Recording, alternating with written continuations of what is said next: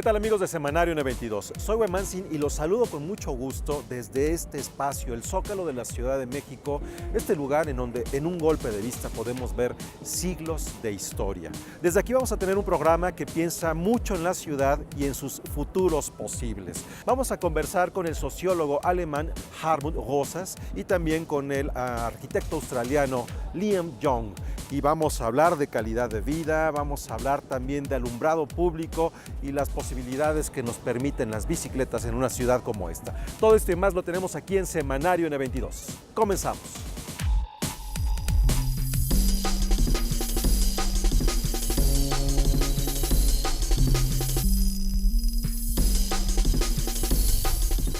Para comenzar este programa y estas reflexiones que tenemos para todos ustedes en torno al futuro, vamos a comenzar con la tecnología. Solemos creer que a partir del presente se construye todo lo nuevo, pero lo que ha ocurrido a lo largo de la historia de la humanidad son grandes herramientas que no necesariamente tienen que desaparecer. Para poner un ejemplo, vamos a pensarlo en el territorio de lo fotográfico. ¿De qué manera lo analógico convive con lo digital? En nuestra sección emergente vamos a compartirles el resultado.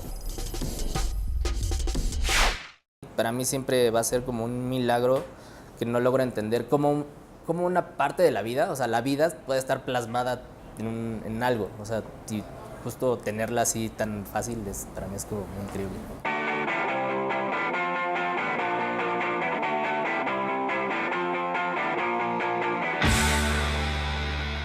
Pues mi caso en la fotografía es un poco extraño, no tengo como muchas referencias como de niño o de dónde pueda venir.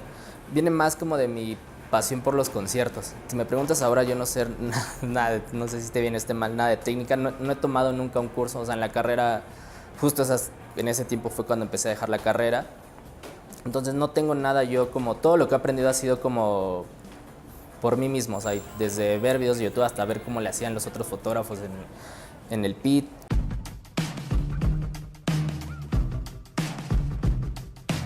Yo tenía la idea de que las cámaras Polaroid ya no existían o eran muy caras.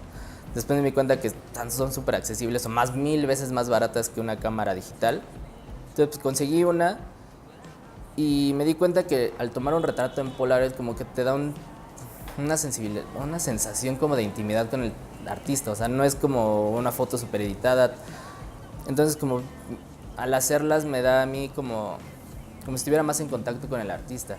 Sí, aparte tienes esa ventaja que es la tienes, o sea, tal cual, la tienes en tus manos y ya es algo que tienes físico y no pasa por ningún proceso más que la cámara y tú ya la tienes. Y es algo que se va a quedar como, o sea, para siempre. Yeah. Todos están pendientes a ti. Cuando vas a un concierto o a un festival, por ejemplo, en el pit llegan a ver 100 fotógrafos. Entonces era como de, ¿cómo vas a hacer?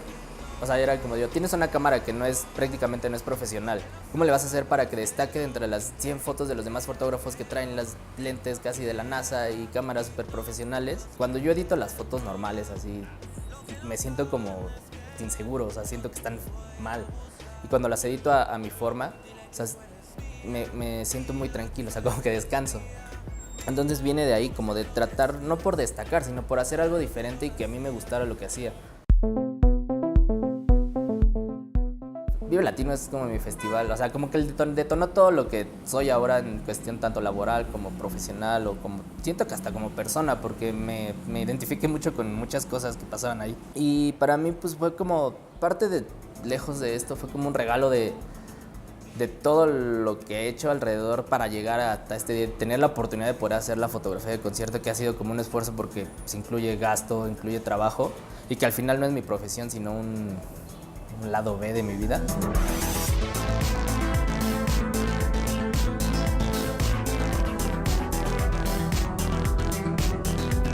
Pero, o sea, hacer la foto de concierto justo es como, y creo que más allá de lo que quiero darle a la gente, es un registro de lo que yo voy viviendo, porque al final el que yo estoy soy yo, entonces siento que voy haciendo como capítulos de lo que voy viviendo y eso es parte también de las demás personas. Al final mi trabajo podrá ser mío o lo puedo tomar yo, pero pues o sea, si nadie lo viera, pues no sirve.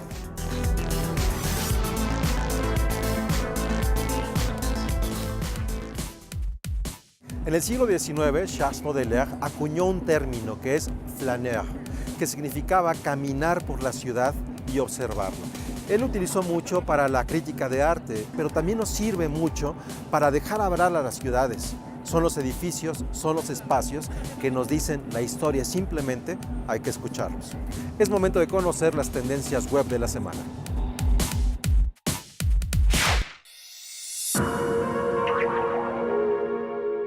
La semana pasada hablamos del Me Too. En la cuenta Me Too Músicos MX hay denuncias contra el músico Armando Vega Gil, quien decidió cometer suicidio y dejó sus motivos en un tuit. Su nombre y el de Botellita de Jerez ocuparon las tendencias de Twitter el lunes. El tema es complejo, pero no ha salido de la conversación digital. Facebook lo hace de nuevo, pero esta vez la historia incide en México. Una investigación de Upward Cyber Risk reveló que el sitio Cultura Colectiva tenía guardados 540 millones de datos de usuarios de Facebook. En la base de datos había nombres, likes, fotos, comentarios, números de usuario y varias cosas más. Se trata de una de las filtraciones de datos más grandes que se han visto en México. La firma concluye que no debemos subestimar el paradero de los datos y lo que se hace con ellos. Saquen sus vestidos, porque Internet tiene una nueva quinceañera. Se trata de Gmail, el servicio de mensajería de Google que surgió el 1 de abril de 2004 y se ha convertido en una de las principales plataformas de correo con alrededor de 1,5 billion de usuarios.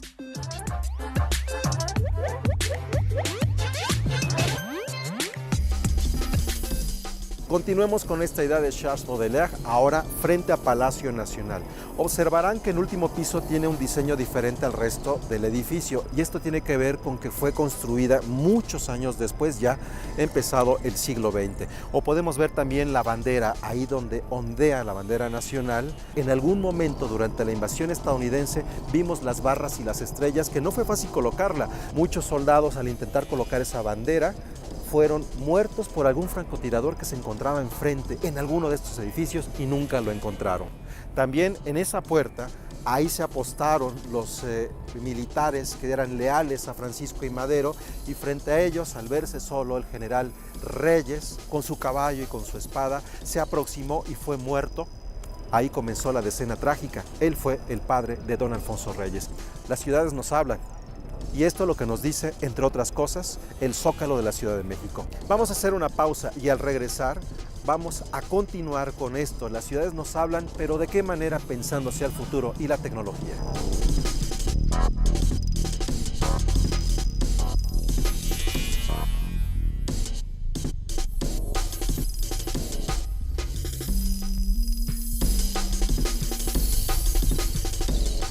Continuamos aquí en Semanario N22 y aquí donde nos encontramos antes existió un apacible lago en donde encontraron la señal divina para construir Mexico Tenochtitlan. Tiempo después, en la colonia, aquí donde está la Suprema Corte de Justicia, existió el Parián, un lugar en donde llegaban todas las riquezas de Oriente, se juntaban con las de la Nueva España y viajaban hasta Europa, creando un modelo económico que vivimos hasta nuestros días. ¿De qué manera este pragmatismo económico y esta aceleración propia de las grandes urbes como la Ciudad de México ha impactado en la forma de relacionarnos y en nuestra calidad de vida? El sociólogo alemán Helmut Rosas nos habla sobre esto. Cada cosa tiene su propio tiempo.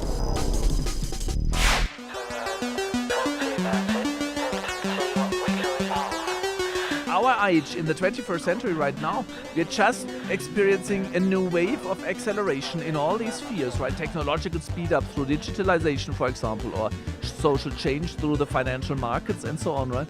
But this logic that we dynamize the world, speed it up, starts in the 18th century, and it has a lot to do with the logic of capital circulation. It's in the logic of how capital works.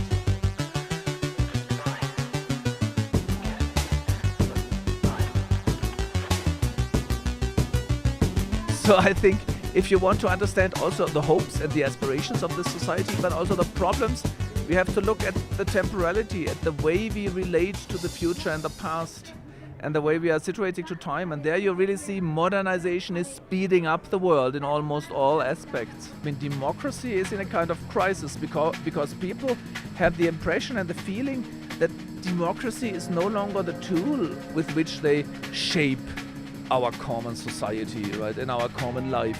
They have the impression, oh, what's going on in the political sphere, it has nothing to do with my life. It's a systemic problem. because the speed of the markets and also the speed of the media requires instantaneous, immediate solutions.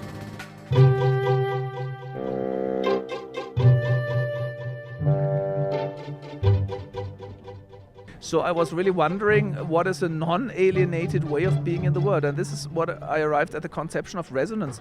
Resonance is a form of being in the world, of relating to the world, of connecting to people and things and even work and nature, where you feel touched by what the other says. For example, when you talk about democracy, right? It's that I do not only hear other people having other opinions, which I have to fight, but I really listen. And I do realize, okay, this is another voice telling something different, but I let myself be affected by it, and I try to answer it. That's what I call self-efficacy, right? And I realize that I also have an effect on the other side, right? And then we can transform into some kind of commonality, right? So these moments of resonance, I think everyone knows, we feel not alienated from work or from nature or from the place we live in.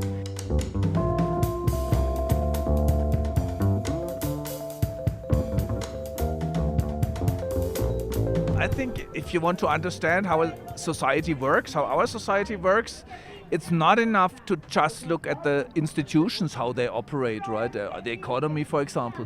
We also have to understand what are the aspirations, the hopes of the people. What do they want? What are their greatest hopes, but also what are their darkest fears? What are they afraid of?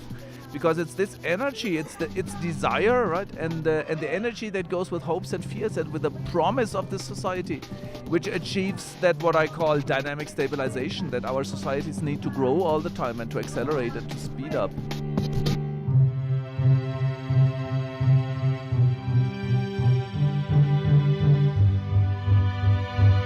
We have to rethink kind of everything, right?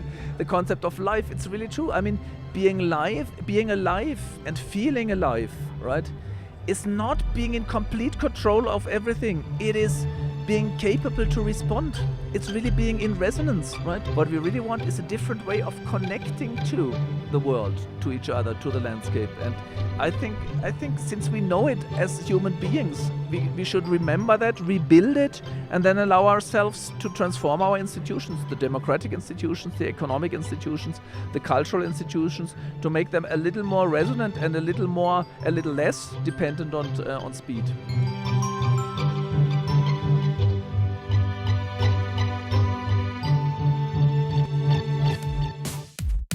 Esta es la avenida 20 de noviembre, que no existió hasta 1936, cuando la Ciudad de México ya estaba colapsándose por el tránsito vehicular. Y como pueden ver, ya hay un carril para las bicicletas, pero el colapso vehicular ha tenido una progresión geométrica. Porque si eso ha afectado tanto nuestra calidad de vida, no hemos optado por las bicicletas. A continuación, nos vamos a subir a una bicicleta para ver si podemos vivir mejor.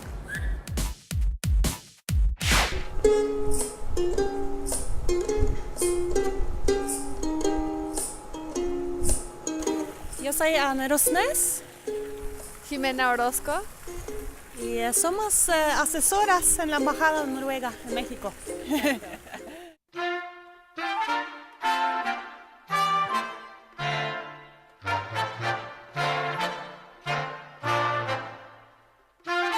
La razón primero fue económica, fue ahorrar gasolina o parquímetro o transporte público, pero muy rápido me di cuenta que también ahorraba en tiempo y ahí ese ahorro se traducía a calidad de vida, 100% calidad de vida. En el antiguo trabajo no les gustaba que llegara sudada, entonces la bici eléctrica fue una gran opción que la verdad se ha convertido en algo espectacular y ahora que empecé en la embajada, bueno, sí, o sea, era por supuesto ahí la bici eléctrica y ahí es donde conocí a Anne. Y empecé a trabajar en la embajada y como pensé, sí, es posible llegar en bicicleta aquí. Entonces empecé a preguntarla y me dio mucha curiosidad porque me desespera mucho el tráfico, como en todo el mundo. Y entonces también compré mi bicicleta y ahora vamos juntos todos los días. Y la verdad sí, siento que ha cambiado mi vida, estoy súper contenta. Sí.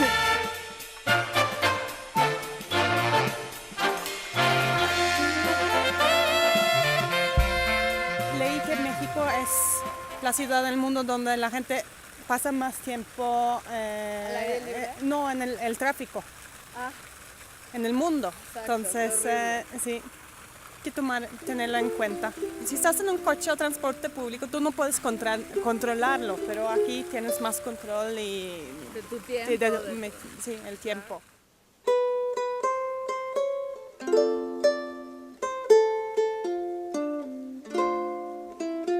Aparte de el experimentar la ciudad de una manera muy diferente que estar adentro de un coche encerrado, a veces muy molesto, muy estresado porque no estás llegando al trabajo o no estás llegando a tu casa. Y la bicicleta te permite experimentar, escuchar, a veces oler, que a veces no está tan bueno oler la ciudad. A veces sí, pero a veces no. Pero en un día como ahora que estamos disfrutando la temporada de jacarandas, es realmente espectacular poder convivir con las jacarandas de esa manera tan cercana. O sea, realmente es una manera de apropiarte de tu ciudad.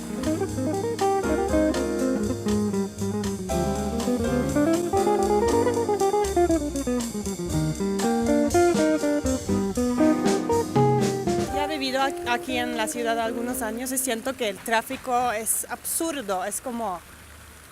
Esa ciudad es genial para bicicletas, como más gente debería andar en bicicleta, porque es como cuando voy al trabajo, ves los coches y hay una persona en cada coche. Lo veo como una gran ventaja y creo que cada día más gente, Ani y yo siempre tenemos este sueño de cuando estamos pasando por la San Miguel Chapultepec, que está lleno de coches, coche con coche con coche, decimos quizás cuando nos vean se inspiran y dicen, yo prefiero andar en bicicleta, es un sueño. Sí.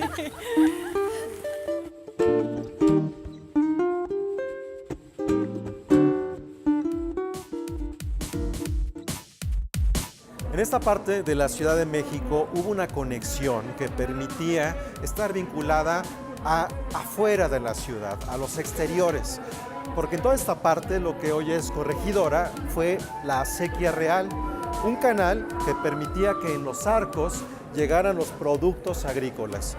Esto nos lleva a preguntarnos de qué manera hoy las megaciudades necesitan una conectividad con el campo, con un campo que además debe de cubrir también las necesidades tecnológicas que hoy requerimos. Y sobre esto nos habla el arquitecto australiano Liam Young.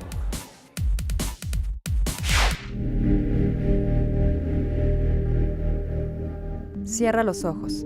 Imagina el futuro. La ciudad, sus espacios, sus dimensiones. ¿Dónde inicia? ¿Dónde termina? ¿Cómo son sus habitantes?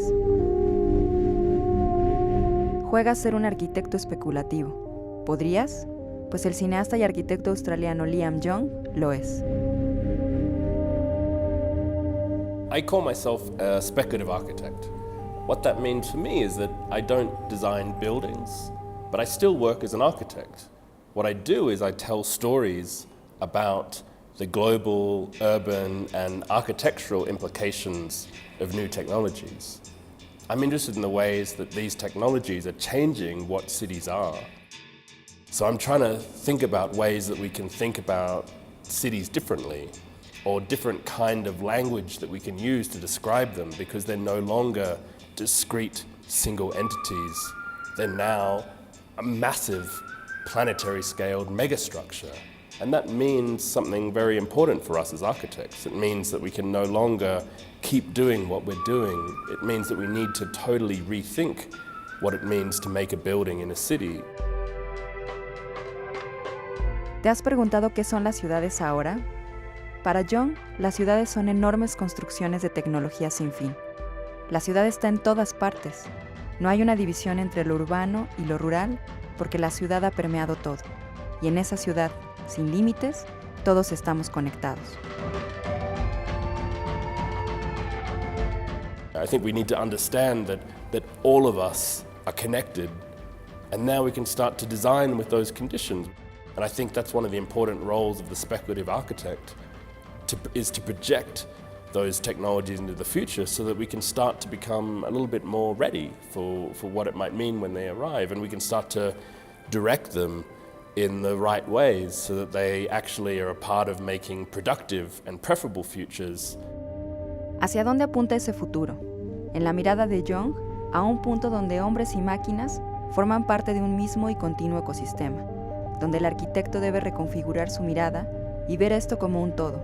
¿Cómo será la arquitectura de estos espacios?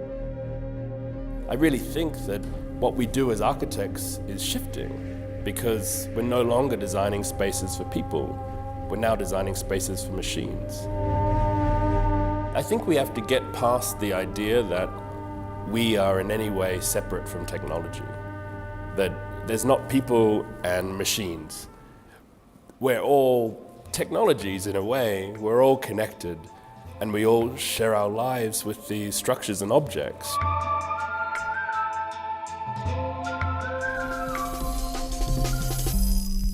Entre los cambios que ha tenido la Ciudad de México también está su imagen. De este lado, la imagen de la Fundación, y de este otro, la imagen del Ayuntamiento de Coyoacán, que fue el primer ayuntamiento de esta gran ciudad. Es momento de hacer una pausa. Tenemos mucho más a regresar.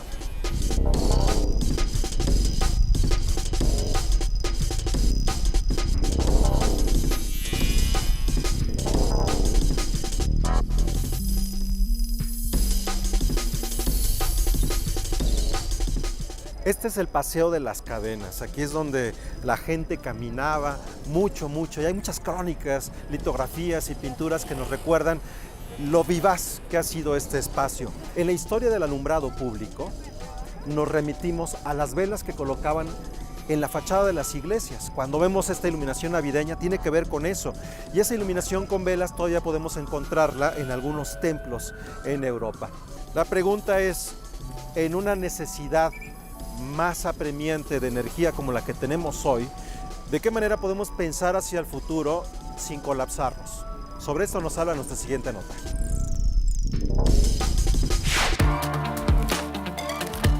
¿Hay luz en tu cuadra?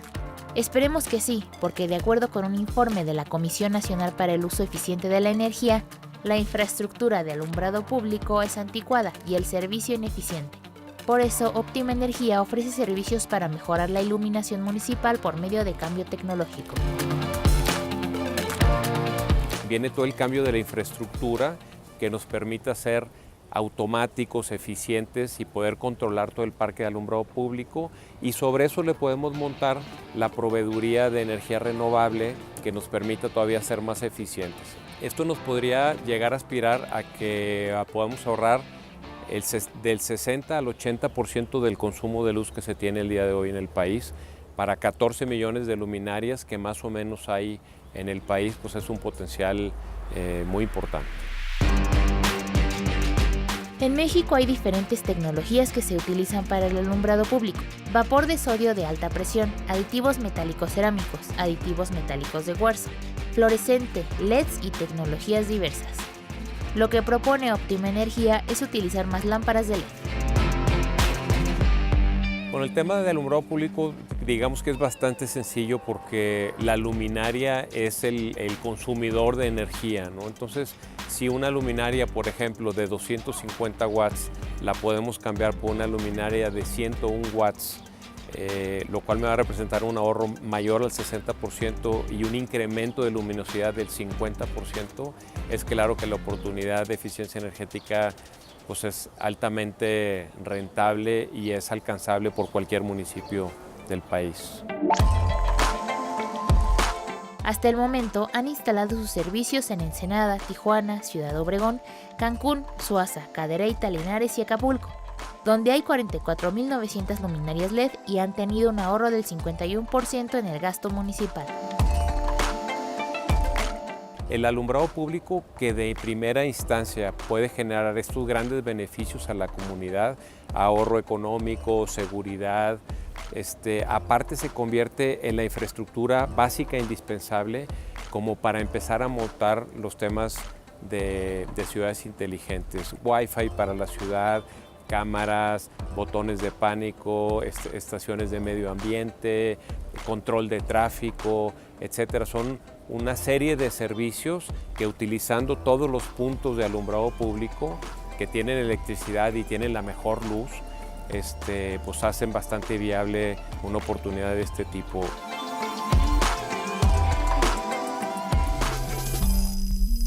Entre las instituciones novohispanas que permanecen hasta nuestros días está, por ejemplo, que es el Nacional Monte de Piedad, fundado por Pedro Romero de Terreros. También está el Hospital de Jesús y la Lotería Nacional. Esas tres son las instituciones que están desde tiempos novohispanos hasta la actualidad. Es momento de conocer lo mejor de Noticias 22. Esta semana en Noticias 22 nos acompañó Marta Lamas y Blanche Petrich para platicar sobre el movimiento Me Too. Creo que han sido muy valientes muchas de las mujeres que han planteado sus casos. Creo que hay casos bastante aterradores que te muestran lo que es la punta de un iceberg de una serie de prácticas realmente agresivas, nefastas, de abuso de poder, digamos, sobre todo en situaciones laborales, ¿no? Y también creo que se mezclan con esas denuncias más frívolas y también denuncias anónimas que traen una problemática muy especial por ser denuncia anónima. La entrevista completa la puedes encontrar en el Facebook de Noticias 22. Estamos en Lisboa. Te dejamos con imágenes de la obra Ejercicios Fantásticos del Yo, en donde el personaje central es Pessoa. El montaje que escribió y dirige Sabina Berman se presenta en el Teatro Helénico los viernes a las 20:30 horas. Descansa en paz. ¿Cómo empezó toda esta historia? ¿Qué está terminando? De esta manera llegamos al final de Semanario N22 que hemos hecho en el corazón político e histórico de este país, en el Zócalo, en Mexico, Tenochtitlan, en la Ciudad de México. Y los dejamos con la siguiente reflexión. ¿De qué manera hemos de construir ciudades hacia el futuro, considerando nuestras necesidades humanas de comunicación, calidad de vida, tecnológicas también, si también hemos dejado de lado esos lugares que nos dan identidad? ¿Dónde está la primera sala de cine? ¿Dónde está la cantina más antigua de esta ciudad? ¿Dónde está el café en donde se reunían los escritores del siglo XX? Los dejamos con esta maravillosa postal y con la promesa de vernos dentro de una semana.